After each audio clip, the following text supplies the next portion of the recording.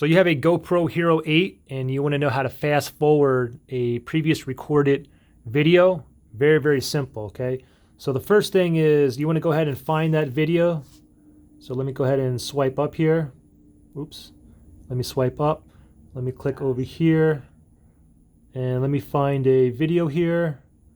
Okay, this one right here, 23 seconds is fine. So I'll tap this one here.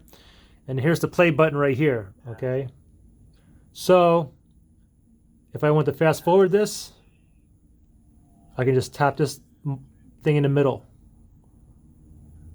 And I left it on play, so you can also do this. You can go ahead and, let me go ahead and pause it, and now just click on the middle icon here, and now I can fast forward it like that, and then wherever I move it, it's just going to stop there. Again, if I just go ahead and press play, and then I do the fast forward or fast backwards, wherever I stop it, because it's on play, it's going to go ahead and resume right there. So pretty simple.